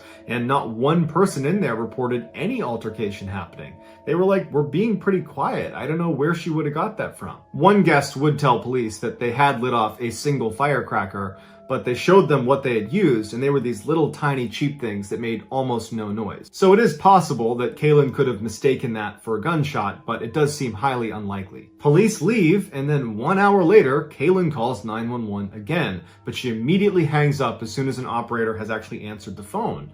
And the operator calls the number back, and Kaylin picks the phone up, but she's not really speaking. She's mumbling, she sounds confused, and the operator said, hey, you tried to call 911 a minute ago. Is everything okay? Can you tell me where you are? And Kaylin would have a really hard time giving her address to the police. It was like she couldn't remember her address. And she's mumbling, and at some point she says, my roommate thinks I'm delusional and paranoid, but I'm not. Kaylin eventually kind of calmed down and said she was sorry for calling 911, and the operator said okay, and they hung up, and that was the end of the call. The next morning, Kaylin calls 911 for a third time in 24 hours. This time, she's frantic. While she's on the phone with the operator, she's periodically screaming at these two people that are apparently robbing her apartment to get the F out of here, get out of my apartment, you can't be here. And the operator is trying to get more information out of Kaylin, but Kaylin is very distressed. She can barely communicate with the operator. She's half crying, and the operator tells her, can you leave? Can you go somewhere safe? And Kaylin says, no, there's only one way out. This is a small apartment. I can't go past them. And the operator tells them that police are on their way. Just stay in your bedroom. Don't go anywhere. And so while Kaylin is huddled in her bedroom and the dispatcher is still on the line listening, you hear Kaylin's roommate, Carol, walk into her bedroom and very calmly say, Kaylin, what's going on? And Kaylin's like, Carol, get over here. You gotta lock the door. Get in here. There's two people in here. They're robbing us. They're out there. They're in the other room. And Carol's like, no, there's no one here. The front door's locked. Kaylin suddenly sounds really confused, and she says, well, I can't explain that, but they must have been in here because I heard them. They must have had a key, and that's how they got in, and that's how they got out. And right at that moment, the responding officers show up, and there was no sign of a break-in. Nothing had been taken. It really looked like nothing had happened unless someone really did have a key. At this point, Kaylin was very embarrassed. She apologized to the officers. She apologized to her roommate, and she ended up calling her mom and saying, I'm mortified. I can't believe I just called 911 3 different times and nothing came of any of these calls. Like, I feel so embarrassed about it. And her mom, being a good mom, told her, don't worry about it. No one got hurt in the process, so it's all good. And so Kaylin moves past it, and on the call with her mom, she starts talking about what she's going to do that day. She says, well, I'm looking to update my resume and submit it to a couple different job openings, and I also want to clean up my apartment. And so they hang up the phone and everything seems normal again. But at about 5:45 p.m. that night, Kaylin, along with her beloved little dog named Phyllis that apparently she took everywhere with her, were seen exiting the condo and walking out to the parking lot behind their building. Kaylin was barefoot, was only wearing a tank top and shorts, despite the fact that it was cold and raining. And as soon as she puts her dog down, because she was holding her dog in her arm, Kaylin begins having this totally animated discussion, except there's no one there for her to be talking to. About 15 minutes later, she and her dog turn around and walk back towards the condo complex out of view of a camera, but residents would say they saw her crying and going up to a gate that lets you back into the condo, and she apparently couldn't open it, and as she's standing there struggling, she suddenly stops, puts her dog down, turns, and starts running away. And the camera footage we have of her is only when she's back in the parking lot, but she's running away still, and the dog is nowhere to be found. Her beloved dog, she's abandoned. She's got no phone, no wallet, and nobody knows where she's going. Later that night, when Kaylin's family could not get in touch with her, because of all the weirdness around those 911 calls, her family just had a bad feeling about it, and so they filed an official missing person report that night. When police arrived at the condo complex, the first thing they did is they reviewed the security footage. And they already knew about her 3 911 calls that had happened within 24 hours, and all of them had been for unfounded reasons. And they see Kaylin on camera, barefoot in a tank top and shorts in the rain, and she's having this animated discussion with nobody before running around and running away. And so police go to Kaylin's family and they say, does your daughter have a drug problem? Is she mentally ill? And her family tells the police, no, she's got no history of mental illness. She definitely does not have a drug addiction because of what happened to her brother. And they explain what happened with Colton and how that had a tremendous impact on her, and how that it actually sent her on a course to help people with mental illness or people who are fighting against addiction or depression. And they explained how she was just really well adjusted and everything seemed okay until these 911 calls started, and now this. So this huge search is launched between the police and volunteers, and actually the Louder family even hired some private investigators to help them look for Kaylin. But days turned into weeks and there was no leads. No one knew where she was. She had just vanished. Then on December 1st, 10 weeks after she went missing, city workers were inspecting drainage pipes down near the Jordan River, which was a river that went by her apartment. And they discovered behind some plants a body that was half submerged, and it would turn out to be Kaylin's. They pull her out of the water and no cause of death could be accurately determined because of how long she had been in the water for. It looked like she had been in there for probably all of the 10 weeks she had been missing. They were able to determine that there were no drugs in her system and there was no water in her lungs, which meant she didn't drown. Her body was found 5 miles from where her apartment was, and so initial speculation was she must have gotten hurt and fallen into this river and drifted the 5 miles downstream to where she was found. But they looked at that section of the river between her apartment and where she was found, and the water was simply too shallow and windy, and it would not have been possible for a human body to travel that distance. Which means almost immediately after she ran off screen on the security footage, she covered those 5 miles, wound up at that section of the Jordan River, died, and then fell in the water, or fell in the water and then died, but not via drowning. The police officially ruled Kaylin's death an accident, but her family disagrees. They say if you look really closely at the security footage right before she runs away, it looks like she's terrified. More specifically, it looks like she's terrified of someone we can't see on camera. When she's having that animated discussion where it looks like she's talking to no one, further feeding the idea that she had kind of lost it. Well, there's this huge rock to the right in the video that kind of obscures our view, and behind that is this huge forest. And it is theoretically possible that someone could be back there that we can't see. But no matter what, her family believes that whatever she was doing in her final moments on camera is the key to understanding why she ran off and ultimately died. So you be the judge. Was this a psychotic break, or is there something more?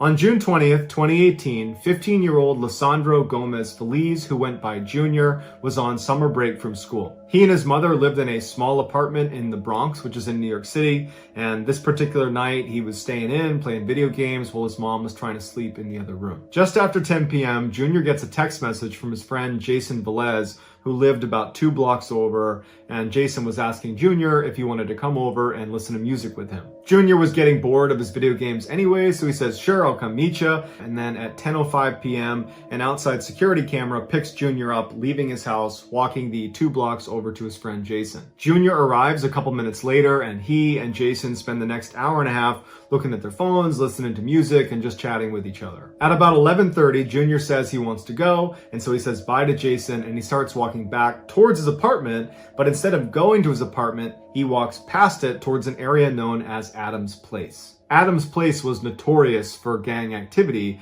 and it was just not a safe place to be unless you were in a gang or it was broad daylight. And since it wasn't broad daylight and Junior was not in a gang, this is a pretty risky move for him. But Junior had a very close friend that lived right near Adams Place, and this friend of his was not in a gang either, and Junior wanted to hang out with him. And so as he's walking over to Adams Place, He texts this friend and says, hey, I'm going to be there in a minute. And his friend writes back, don't come here. It's not safe. There's some people outside that are a little bit sketchy. There's some cars in the area that we don't recognize. Like, stay away from Adam's place. And so Junior gets this text message and he's not about to risk it. So he turns around and starts walking back towards his apartment. But at the same time Junior's getting this text message, a security camera picks up 4 cars full of gang members going past Adam's place and turning onto the road that Junior's on, and they start driving up towards him. And as they drive past Junior, they start yelling out at him and taunting him and making fun of him.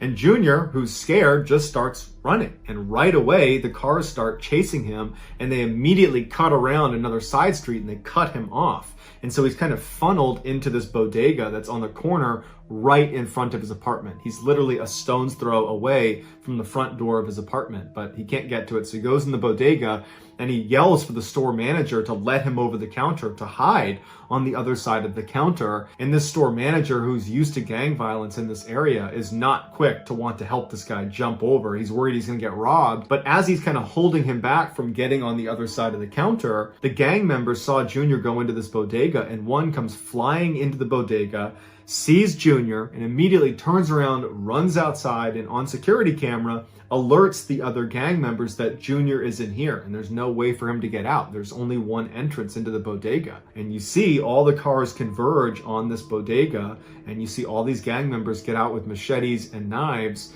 and they make their way into the bodega, where now Junior is behind the counter, and you can tell he's terrified because he does not know what's going on. He doesn't know why he's being attacked. And you see the gang go right up to the counter and they're screaming at the shop owner to give them Junior. And the shop owner is actually doing a pretty good job of saying, get out. Like, I don't want you in here. Leave him alone. Just get out. But at some point, one of the more aggressive gang members just reaches across and grabs Junior and starts pulling him, and they all pile on and start beating on Junior. They beat him to the ground. They pull him painstakingly out of the store. Junior's grasping at everything he can. At one point, he grabs onto the ATM machine, and you can see fear in his face. He does not want to go outside. But they eventually yank him out into the streets, and they proceed to savagely stab and slash him with machetes and knives. After a flurry of attacks, the gang members all run away and get in cars and drive away, and Junior stands up and he's a little bit dazed, and he runs back into the bodega, and now he's bleeding profusely, and he's yelling for help, help me, and everyone's telling him to get out of the store. No one wants to help him. He goes back out onto the road and he's screaming, someone call 911, and no one's listening to him. People are just filming him. And with what little strength he had left, he just starts running towards St. Barnabas Hospital, which was about a block away, and he makes it all the way to the front of the hospital and then collapses, and he bleeds to death. The gang responsible for Junior's death was the Trinitarios, which is a Dominican gang that was born out of New York prisons, and over the past couple of years, their violence has skyrocketed. There have been numerous clashes between they and other gang members. Lots of people have been stabbed and attacked, just like Junior was. But Junior's death wound up being very unique. After his death, one of the leaders of the Trinitario gang posted to social media that the killing was actually an accident, that this was a case of mistaken identity. Apparently, someone had been disrespectful to a gang member's niece, and that night, those 4 cars were out there looking for him, and apparently they expected to find him near Adam's place, and he looked enough like Junior that they decided that's the guy, and Junior was just in the wrong place at the wrong time. The gang would apologize to Junior's family on social media and said they kicked the killers out of the gang, and the 5 people that were responsible for killing Junior were ultimately convicted of murder and given life sentences. Here is some of the footage of Junior running into the bodega, trying to save himself before ultimately being dragged out into the street and killed.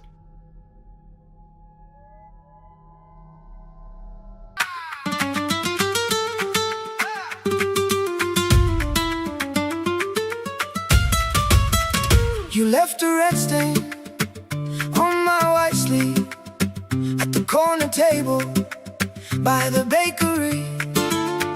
Your eyes said go, your hand said stay. I tasted fire, then you walked away.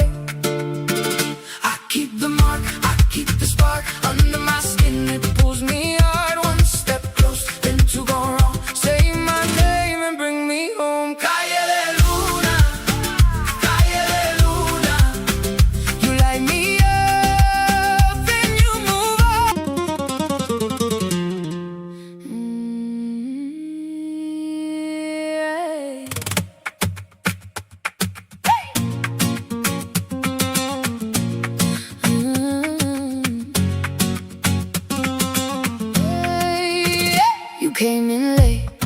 sharp black boots, salt on your lips and dust on your suit. You said my name like it burned your tongue. I knew that stare before you spoke one. Hey, you pulled me near, then you let me go. My heart in your hands like